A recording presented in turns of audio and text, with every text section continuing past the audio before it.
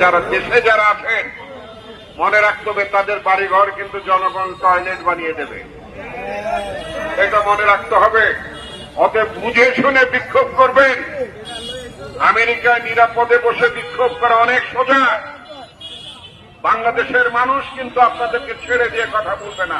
কয়েকদিন আগে আপনারা বিক্ষোভের চেষ্টা করেছিলেন, পুলিশ লাগে নাই, আনসার লাগে নাই, বিজিবি লাগে নাই, এদেশের জনগণ কিন্তু ধরে প্যাদানি দিয়ে তারপরে পুলিশের কাছে দিয়েছে।